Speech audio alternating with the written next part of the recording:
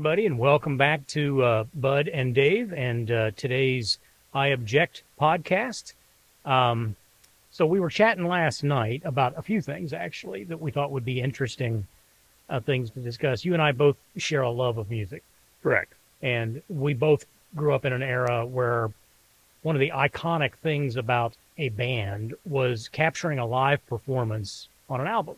So live albums were a big deal.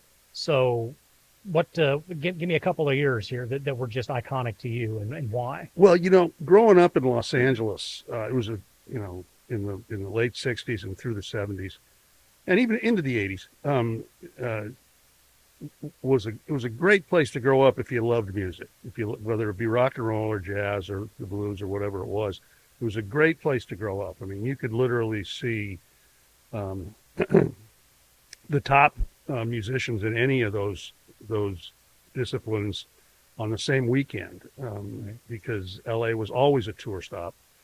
And one of my all-time favorite concerts, I was 17, and I saw the Rolling Stones live at the Forum in Inglewood, California, and it was on the 1969 tour. I guess I was 16. And they subsequently made a live record called "Get Your Ya-Ya's Out," which was recorded at Madison Square Garden in New York City, and it's a single record, which a lot of live albums weren't. A lot of live albums were double and even three records, and that's a lot of material. And I always thought that was one of the great live records because it was recorded so well. Yeah, I think I'm going to mention a couple here up front that I don't necessarily place in my like top 3 or top 5 or whatever, but they were kind of the gateway drug for rock and roll for me. So I'm a big Rush fan, and their first live album, All the World's a Stage, recorded at Massey Hall in Toronto. So that was like a 3-night home game for them, and it was just such a raw record. I can't say it's the best engineered recording I've ever heard, but it was very real. And it's one of those albums that, Rush didn't make a lot of mistakes on stage, but the little indiscretions you might, have during a, hour and a half, 2-hour performance, you could hear those. And then secondly, there's another Canadian band that was more of a progressive, a more typically progressive rock band named Saga, also from the Toronto area. They did an album called In Transit. And the thing that did for me was, they were a band that had a couple of keyboard parts, a bass, a guitar, and a singer and a drummer. And they did a song that they called A Briefcase. That is actually a briefcase. So the drummer did a drum solo, but then the singer came out and literally opened up a briefcase. And it was, for the time, very, very advanced electronic drum pads. And they would do a little, echoing each other sort of thing. And, that kind of inspired me as we got a whole song that's drums. And it's not just, the drummer, showing his wares. It's actually something melodic. And that was interesting to me. Yeah, a lot of those concerts back then always featured a drum solo at some point in time, right. or a long guitar solo. And you mentioned about, the live records back then, picking up on the little idiosyncrasies. They don't sound like they're being recorded in a studio. In contrast to some of the live albums that have been made recently, say within the last 10, 15, or even 20 years, Hell Freezes Over, the Eagles live album, comes to mind. Yeah. It's digital, and if you listen to the live songs and then listen to them record as they were recorded in the studio, and it's note for note. Yeah. So that you don't get the same spontaneity that you used to get with live records. Another record that was a huge influence on myself and the music that I loved to listen to back then was Otis Redding live in Europe, backed by the great band Booker T and the MGs. And it was iconic for its time. Unfortunately, Otis died at the age of 27, tragically He was a 27. He was a 27 Wow. in an airplane crash. Wow. Right after his only number one hit, Sitting on the Dock of the Bay, hit number one. It was shortly after that he was killed. But that record just still stands out to me, and I still listen to it. I had the vinyl back then, of course, and I just wore the grooves out on it because it was just such a joyful experience to listen to it. And he obviously had, the quintessential soulful voice and delivery. Yeah. So a couple other live albums that released, one that doesn't kind of fit in with my normal passions for listening to music, but they were an iconic '60s band. Robbie Robertson's The Band, and they, their iconic kind of farewell concert was, The Last Waltz. What a great album that was. It was a great album. It was a great movie, produced and directed by Martin Scorsese. The Band is probably my all-time number one favorite rock and roll band. I mean, I loved other bands too. I loved the Beach Boys because they were local, and I just loved the music, very unique sound that they put out. I thought Brian Wilson was one of the great songwriters, certainly of that era and probably ever. But the Band to me was just was an amalgam of several different types of music that they were able to meld together into folk, Americana, lots of interesting stuff. Yeah, exactly. And I think all but maybe one of them were Canadian. I think you're right. They were born and raised in Canada, and they came together initially as a backup band and backed up Bob Dylan for many years, and then they went on a series of concerts in the late '80s, maybe, where they Bob Dylan and the band in concert, and they'd do a set, Dylan would do a set, and then they'd do some stuff together. I didn't see it live, but right.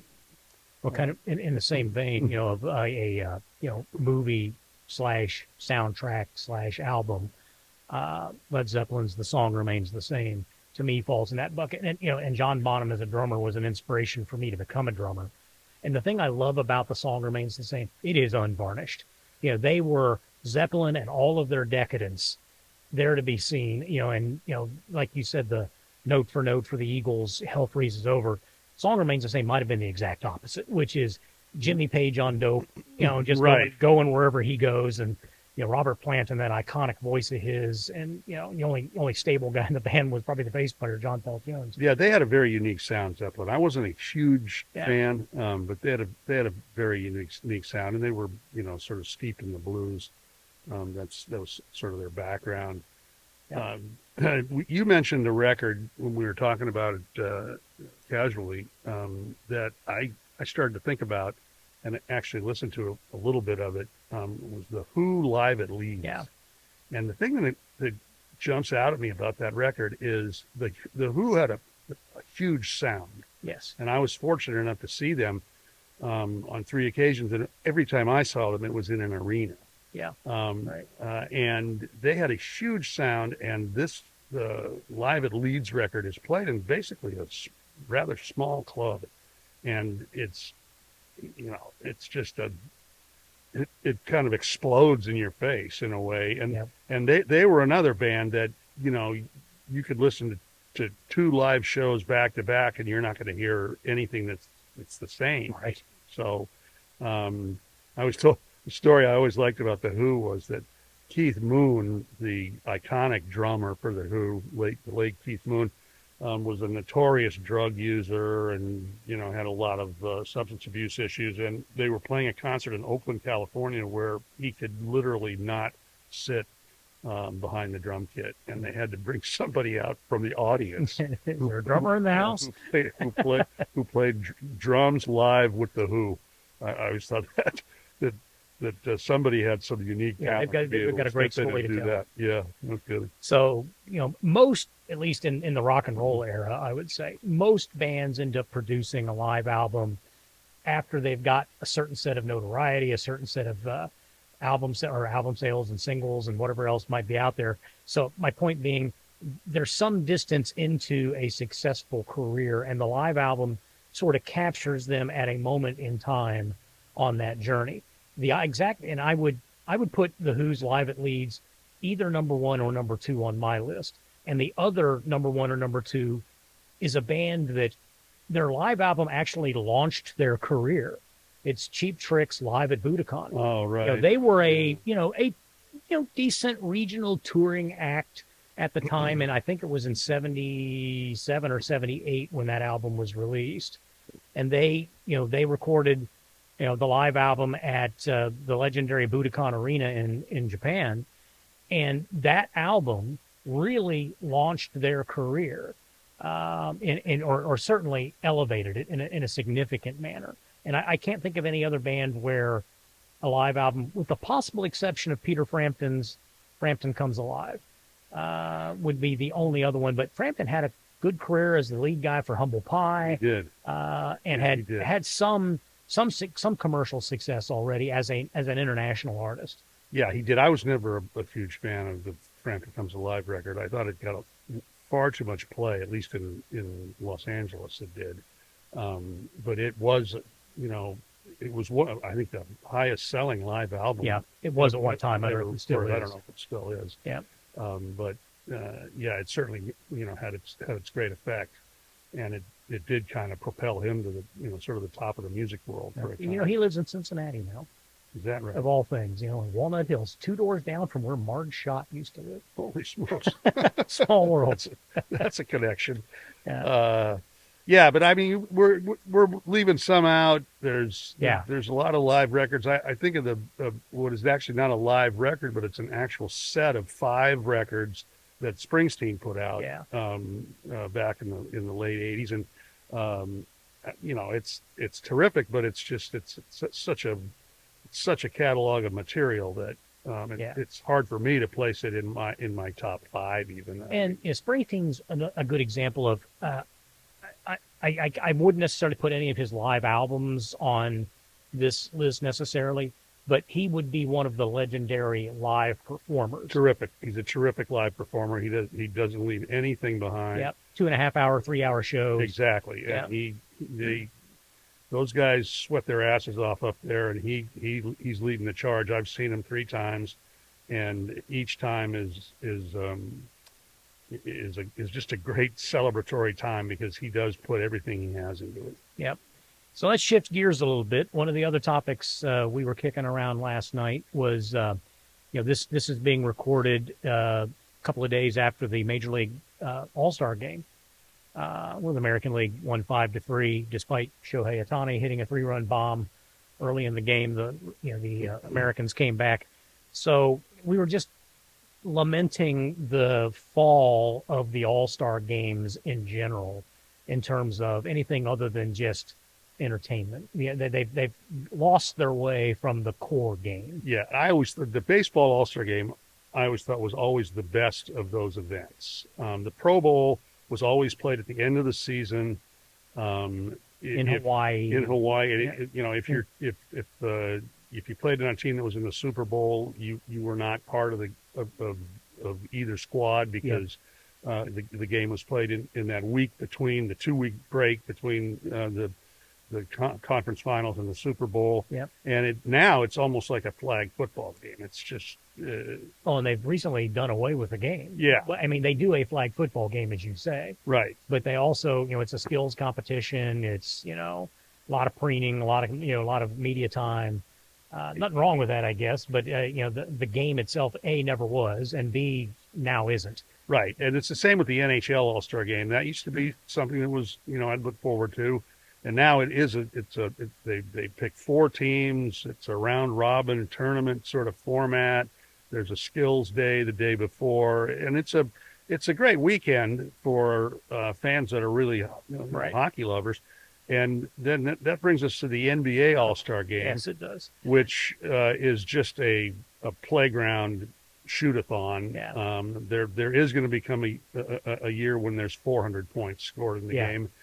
And the flip side of that for me is if I'm an owner of a team or if I'm an NBA head coach, I'm not sure I really want my all-stars, my best players out there, busting their hump on defense, because the last thing you want is for somebody to get hurt in playing in one of these exhibition games. Setting a stiff pick against Charles Oakley, probably not in their best interest. Exactly. I mean, I when I think about all-star games and injuries or whatnot, I always go back to to Pete Rose And Ray Fosse. Yep. Who was an excellent catcher for the Cleveland Indians. Yep. And I can't, off the top of my head, can't remember the year, but I think it was 70. I think it was the year Riverfront Stadium opened. The game was tied, and I think it was the 10th inning. I'm not. Yeah, it was extra innings for sure. Extra innings, and Rose was at second base, and there was a base hit, and Rose came around third, and it was going to be a bang close play at the plate, and he just rolled over Fosse. Yep. And Fosse, I got to say, was never really the same player after that. Yeah, broke his leg. And I when Rose was asked about it, I kind of respected his answer because he said, "Look, that's the only way I've ever known how to play." Yeah. So I wasn't going to come lollygagging into home plate. That's the only way I know how to play. I'm sorry Ray Fosse was injured, but that's baseball. And and the other thing, that'll never happen again. Obviously, in an all-star game, because and for all these sports, you're now in an era where these guys, net worth is in the 9 digits. Yeah, correct. And they're just they're not going to risk that, and the owners aren't going to let them risk that. I remember growing up when I was in my, I don't know, probably around 10, 12 years old. I loved the All-Star game. Oh yeah, because you'd see these guys, and the starting pitcher, unless he just was getting roughed up, would go 3 innings. 3 innings, yes. And then you might get a second guy go 2 or 3 innings. And then, after that, it was kind of pieces and parts to finish out the game. But now nobody throws more than an inning. No, and when I was growing up, when I was a kid, first of all, for a few years when I was 9, 10, 11 years old, there were 2 All-Star games held in the season. They were about 3 weeks apart. There was one in an American League Park and one in a National League Park. And they were played during the day. Yeah. All-Star games were played during the day until the 70s. And it was in the summertime, and so it was always something to look forward to. Right. And the game has now become, like most other things, it's become overly media exposed. There are almost there's as much time spent the day before. That home run derby lasts as long as a regular ball game anymore. I turned it on the other night on Monday night. I turned it on a little after 8 o'clock, and it wasn't over until after 11. Yeah. So I think that's it's fan appeal. This is stuff that the Sure. fans like to see. Arlington Stadium was full that night for the home run derby. It was packed. It was a capacity crowd for not for the game, but for the home run derby competition. And I think we're past the days too of creating iconic memories from the All-Star game. So for example, the 2 that I remember, one was just a great baseball play. Dave Parker picking a ball up in the right field corner and throwing a guy out at home with a throw on the fly. The guy just had he was a fantastic ball player, way underappreciated. Unfortunately, the man's now got pretty severe Parkinson's, not just a shadow of the physical person that he once was. And then the other one was more of a comedic episode when John Kruk, who famously said, "I'm not an athlete, I'm a baseball player." Right. And nothing could be more true in life. Right. He came to the plate against Randy Johnson. And Kruk wanted nothing to do with Randy Johnson. Yeah. Went around, turned around on the other side of the plate, turned his batting helmet around. Yeah. And stood as far back in the back corner of the batter's box as he possibly could. And it was just a great moment. The thing I'll always remember about Kruk is when he came to the Phillies from the minor leagues, he was interviewed by the great Vin Scully, the Dodgers announcer, and he said when he got to wherever his first minor league city was, when he got there, he realized it's the first time he'd ever been anywhere where everyone in town didn't know his name. Oh, wow. He grew up in a very small town, I believe in West Virginia. Yeah, I don't know. But, I remember him growing up in a small town, but I don't remember where it was. Well, did that we cover all 4 All-Star games? Yeah, that's the 4 majors. The other thing, you were saying about how much money these guys are worth nowadays, that's another reason why I don't believe you're going to see a lot of lifetime records broken. Yeah. by any of the Yeah, modern day the players the Pete Rose hit record is safe. because We were talking the other day. You're not going to see any maybe 300 win pitchers ever again. they're just not going to play long enough. Yeah. They make the kind of money that they don't have to abuse their bodies until they're into their 40s. There's not too many Nolan Ryans that come along anymore, Right. that are that durable. Or Willie Mays. Or Willie Mays. Yeah, good example. Yeah, and those, when you're talking about Mays in that era, his era in the 50s and the 60s, most of those players had to work in the off season. Yeah. To supplement their income. They worked as substitute school teachers. They worked as insurance salesmen. They sold cars. Yeah. Because the game was totally different. And now it's across the board in all sports. Everybody's worth 8-9 figures. Yeah, I was reading the other day that given the new media rights deal that the NBA just signed, that the way the salary cap in the league will probably go up over the next few years, you're going to see, the first $500 million contract in the NBA. I forget who, one of the Celtics just recently signed a 5-year, $320 million deal. It's just, yeah, it's funny money. It's like, when the Dodgers signed Shohei Ohtani in the season for, like $1 billion, but Yeah. present value it's less than that. $700 million. And he, I think, primarily because he wanted to play on a winner, deferred all but $2 million a year, which I'm sure he's not going to have any trouble buying he's not groceries. going to go hungry. Yeah. But it's not going to stop there. Is the point? An Ohtani comes along. He's an absolute freakish athlete, freakish ball player. Somebody else is going to come along in the same vein, and pretty soon somebody will be paid $1 billion. Yeah. The other thing that strikes me, and then we'll wrap up here, but these are all attributable to good, strong unions in many cases. Oh, sure. And it's just ironic to me Sure. that the labor movement torchbearer are people making billions of dollars. And I don't know how well that resonates with the UPS driver that's a Teamster. Correct. There's not a lot of connection there. I agree with that. I want to touch on one thing, Yes. Dave, before we sign off. The great Bob Newhart, one of the great comedians of all time, a comedic actor and a stand-up comedian of great renown, passed away yesterday at the age of 94. God bless him. Rest in peace. Bob Newhart was a trailblazer as a comedian. His 1961 record, The Button-Down Mind of Bob Newhart, was for years the highest-selling comedy record ever made. And if you get a chance, you can listen to segments of it on Spotify or in Apple Music, YouTube or any number of places. YouTube or any number of places.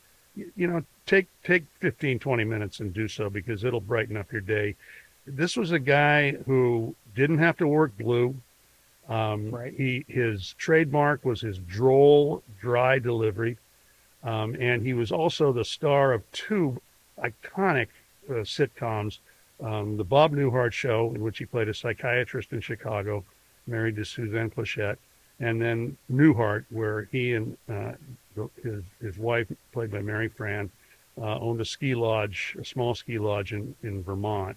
And they were both the type of show. It was back before cable, before there were 350 channels, and before Netflix and Amazon and all the streaming that everybody does.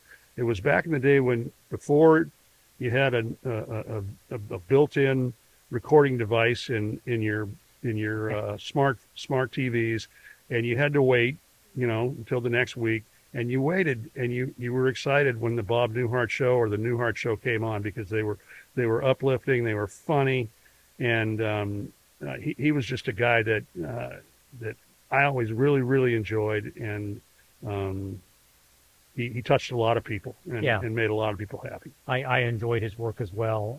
I'm just old enough that I remember the first Bob Newhart Show and Joanne Plachette and all of that. But I more succinctly remember the latter show, which brought us Daryl and his other brother Daryl, among other things. Yes. To me, that's one of the iconic jokes in life that came out of any comedy actors. And And you make a great point.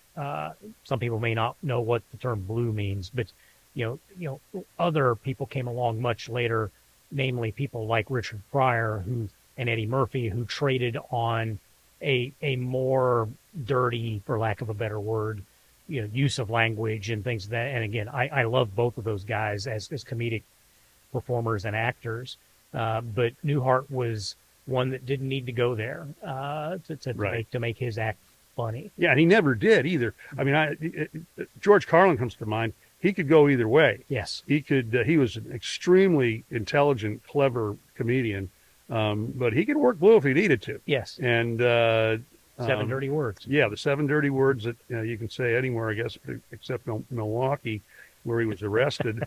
Right.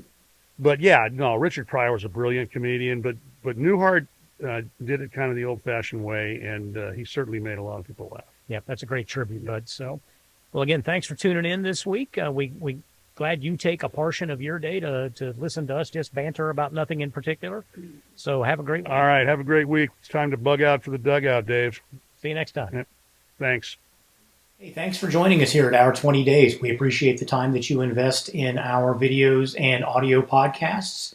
If you'd like to go to our20days.com, you can join as a member and you'll be notified every week of new content. And we'd sincerely appreciate that. Thanks and have a great day.